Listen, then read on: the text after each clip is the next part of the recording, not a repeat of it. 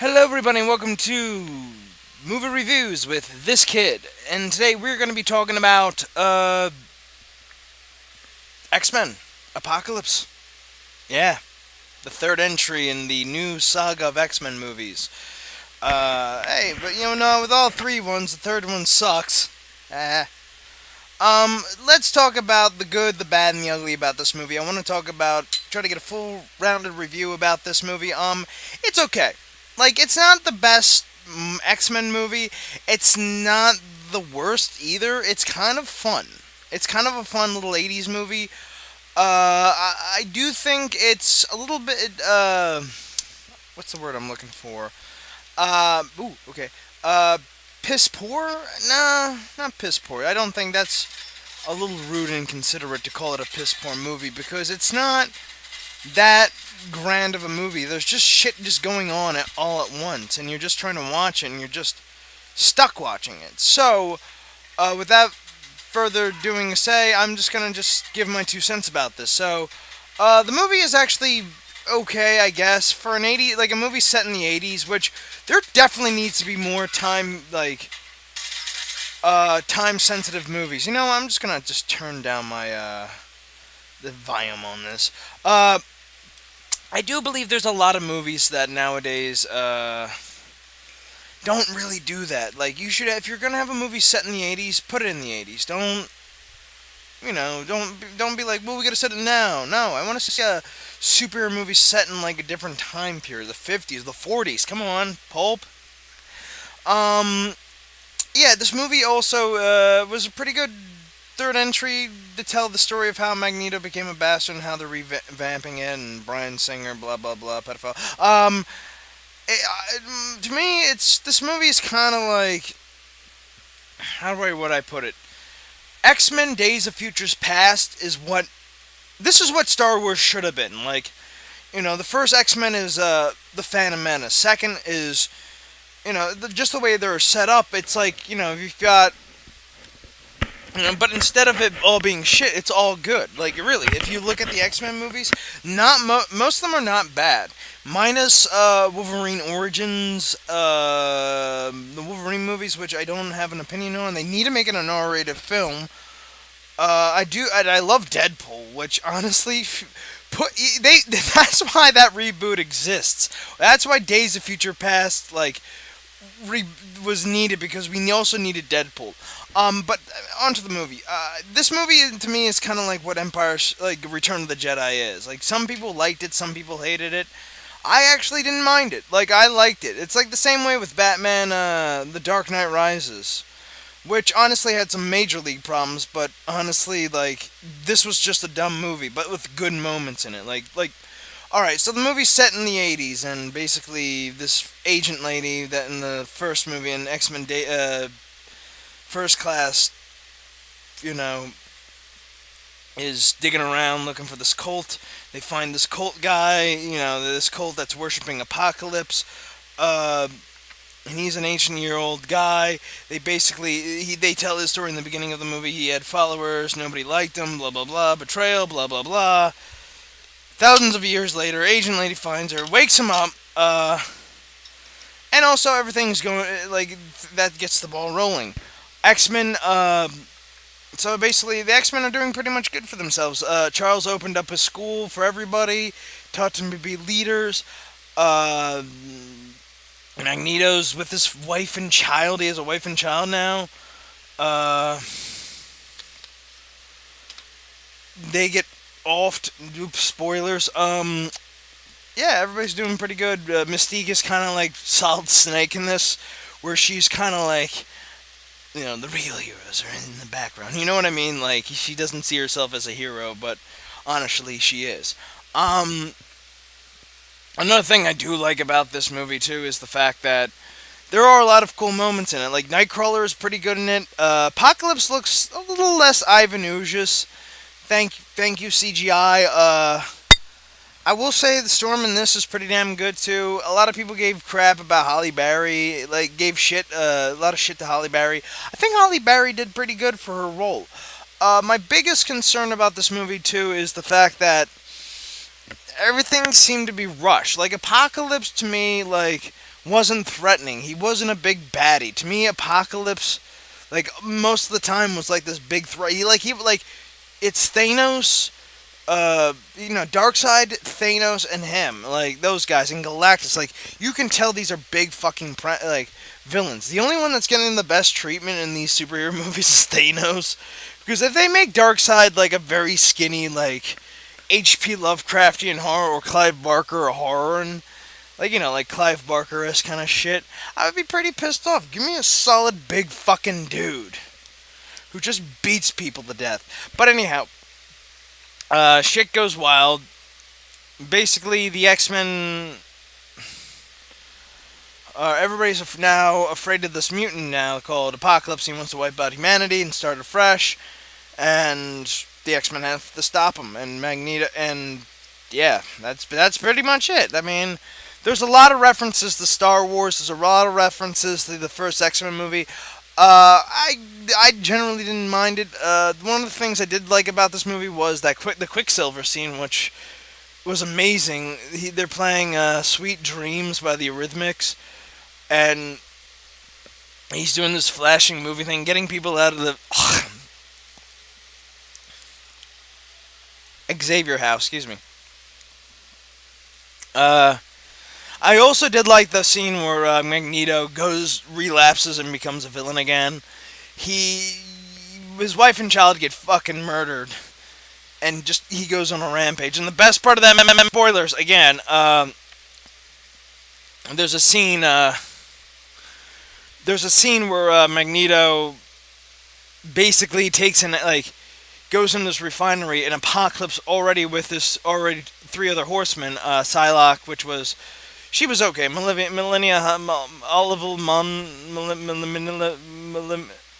Oliver Munn, I think her name is.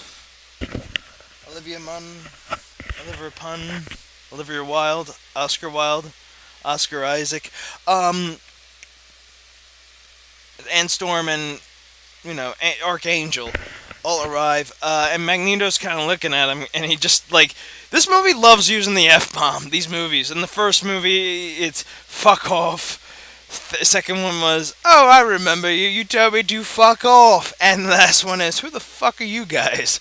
And it's funny because it's like, yeah, if I was in this universe and I've experienced the Holocaust and I see Apocalypse and his band of merry men and women, I'd be like, who? What? Oh, speaking of which, I will talk about more bigger spoilers at the end of this. Yeah, there's an arc with sorry, there's something in my throat. And there's an arc with him too. I will say though, Mystique in this was pretty damn good. I like Mystique as a character. Pretty badass. Don't ask me why. But I like how Jennifer Lawrence elevated her from Rebecca Maine played her like Catwoman. She played her. She's playing it like Solid Snake. She's playing it like there are no heroes on the battlefield. Kind of ordeal, which I kind of like. This movie should have been about Magneto, and it should have been about him going back to being a bad guy, like a vicious bad guy. Honestly, I wouldn't mind seeing a superhero story tell the tale of Big Boss, a good guy becoming a bad guy. I want to see that story, but honestly, yeah, most of the things I liked about it too. McAvoy as Charles is pretty good. Another scene I have to say though, this didn't really have any relevance for me.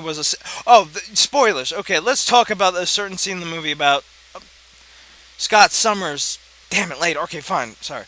Fuck, I am not doing a pretty good job at this. I'm gonna have to do a lot of editing. My biggest complaint about this movie was the development between Scott Summers, Jean Grey. The relationship in there was okay, and I like the fact that Scott Summers got a little screen time. He got a little notification to be like, okay, we're in this together. We're in this movie. He's a really good. I feel like Cyclops doesn't get a lot of recognition, and I like the fact that in this movie, Cyclops did get a lot of recognition in this because Cyclops is like one important member of the X-Men. He's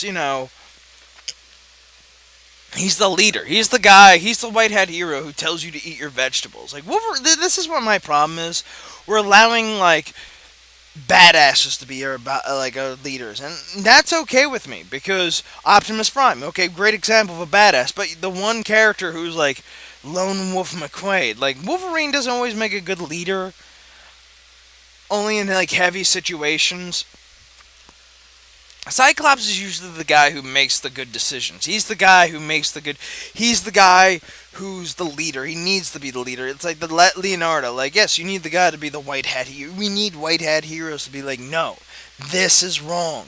I like this. Like, he's kind of a good guy in a sense, but we don't want good guys anymore. We want bad boys. So, yeah, and also further to discuss this too. There's a scene where like not Magneto, fuck Magneto. Shit, Nightcrawler. Something in my throat. Nightcrawler, Jean Grey, Jean Grey, and Cyclops go to the movies, and I think they take Jubilee with them, which for no reason she's like in there for a brief moment, and then that's it. Like, and they're watching. They went to see Return of the Jedi, which came out in 1983. So. Here's my thing about this movie is the fact that yes, they talk about prequel, they talk about trilogies of movies. Like, yeah, the third, like, and they're referencing X-Men. They're referencing the X-Men 3 and being, well, yeah, the third one's never that great, and it's like telling you, yes, this is not going to be that good, but it's going to be, it's just going to be an opinionative thing. It's like you can like it or hate it, you can take it or leave it, but. Again, it doesn't take away from this movie like lacking in a few areas, and you're getting frustrated with them. Especially like again with Apocalypse, it was like I didn't see him as a great threat. He didn't feel threatening. He felt lackluster. He felt very bland. Like I wouldn't mind seeing like a CGI character instead of a real actor. Like I don't mind that, but like. A little bit like I wouldn't mind having like a bot, like get someone like Arnold, like someone who can give a commanding performance and is built. Like Apocalypse needs to be like a little bit more threatening, and he wasn't. He wasn't as threatening as he should be, and that's like the problem. And like as we were walking out of the theater, I was kind of thinking to myself, Jean Grey in this movie is somewhat useful towards the end. Like during that whole battle, like.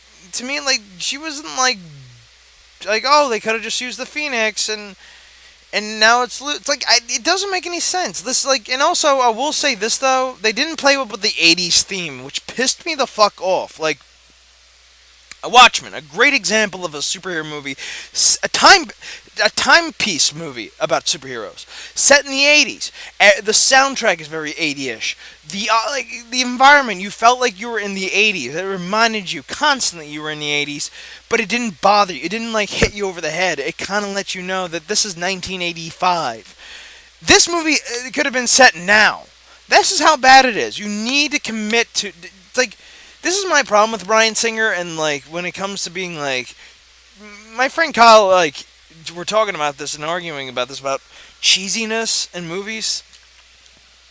I don't think like when you do like a synth score, like Dark Knight Returns, great animated movie, uses that synth perfectly. That just perfect, and it can. I know why it works because commitment. Because I was listening to an interview with him. Kevin Smith was interviewing Christopher Drake, who did the soundtrack for that, and he was talking about we need to commit. If you want to make this work, you got to commit, and that's what happened. And this is what happens. They're not committing to this movie, and that's how I felt like this entire time that they were not like. If you want to do homages to 80s movies, do stuff like Scarface or I don't know. I'm trying to think of good 80s movies that came out that time, but like just homage of the 80s, like this Return of the Jedi. If you have a Return of the Jedi reference, if you have a Return of the Jedi in your movie, reference for that. Like have Quicksilver, and yes, I will spoil this. Welcome to the spoiler zone because I'm entering it now. Warning, you've just been warned.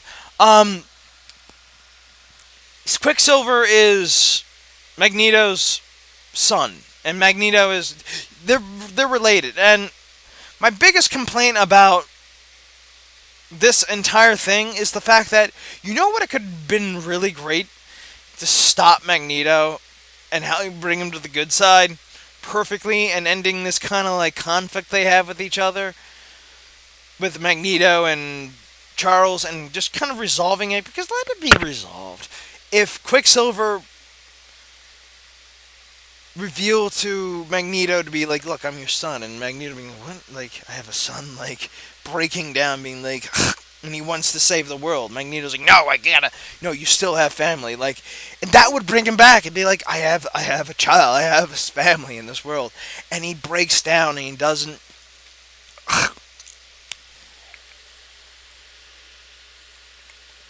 Oh, disgusting of me.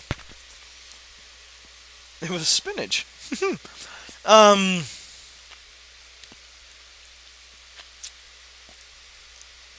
And that would have been great, like a Star Wars kind of thing, and like to see Quicksilver getting hurt and like torn and battered by Apocalypse, and he's like not crying out, but like he's not crying out, Father, and he's like Magneto. You just see him get furious and just start destroying Apocalypse, like just paling him and fucking him up, and like you don't hurt my son. Like this is a guy who's been like fucked over. This is a guy who's been guided by anger. He is a Sith Lord. If this was he would have been a Sith Lord and have him use his like anger for good, using that rage and passion, his anger, his hate against this evil dude. That would have been awesome. But no, and then like they have mind games, and then Charles and like Apocalypse have mind games, and they're fighting in his cerebral, and Apocalypse gets big, but it's not in like real life, and it's like kind of like the Sentinel thing, and blah blah blah blah blah blah blah, and you're just kind of sitting there, and it's like, the world this, and it's like, what would have been like really great for Magneto to become a good guy again? If he were to fix everything, like put things back together, including Auschwitz. Yes, in the movie, Apocalypse takes Magneto to Auschwitz and destroys it. Magneto is granted the power to destroy it, and then it would have been great for him to like rebuild Auschwitz again, like not clean and prestige, but like to rebuild the memory. Like this is important. People need to be reminded about how prejudice can lead to this, and that would have been fucking great. That would have been awesome! But no, Fox and Bryan Singer, the man who said, well, we're not doing this Superman, which honestly, your Superman was not that good. I'm sorry, I'm for Zack Snyder's Man of Steel. I'm sorry. I didn't think it was a bad movie. Batman v Superman, not a bad movie, but had problems. So, that being further said, I will discuss though, yeah, I do feel like Man of Steel, Batman v Superman, is a movie with good intentions, but poor,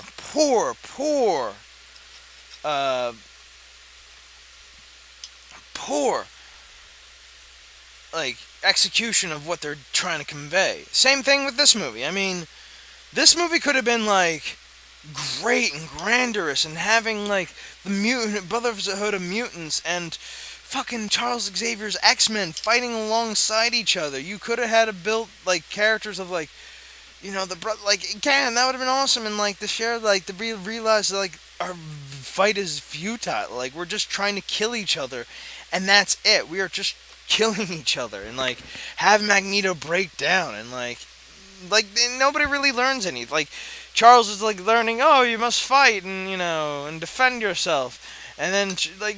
That's like both your ideologies right there. Like you can't come to an agreement there. I'm sorry. Someone should address Magneto in these movies and be like, look, I know Auschwitz was a bad time, but you know what? Something you can't take it out on other people. Look what you have become, and like call him out on that shit. He'll get angry, but like he needs to know the truth that he's becoming a genocidal maniac. He had dealt with a genocidal maniac before. Like, someone needs to open his eyes and have him just, like, realize that truth. And just have him break the fuck down and be like, oh my god, like, I am becoming, like, the thing I hate. Like, that's That would have been a great ending to that trilogy. To be like, okay, no more X Men movies because Magneto's a good guy. But I wouldn't mind seeing Mephisto, or not Mephisto. Mephisto. Oh, Mephisto's the devil. Never mind. Uh, Mr. Sinister, and then have Deadpool in there for no fucking reason. But I will finish up by saying, Hugh, please stay a little longer for Wolverine. I want to see the '90s version of X Men.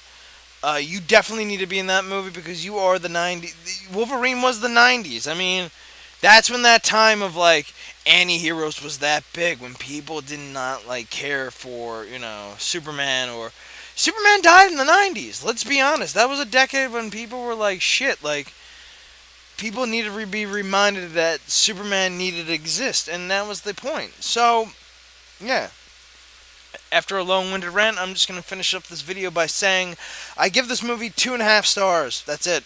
Like 2.5, 3. It's mediocre at best. It could have been better. So, till next time, I will see you guys in the next video. Hopefully, we'll do another movie review. I'm sorry this took so long. I'm trying to get Doom, by the way, and I'm waiting. I'm a little bit, being impatient for the, creation kit. I wanted to get these mods for Fallout. For Fallout. Also, I'm going to be starting doing another Let's Play of an older game. A little bit of a surprise because I want to also do a review of it. So, yeah. See you guys in the next video.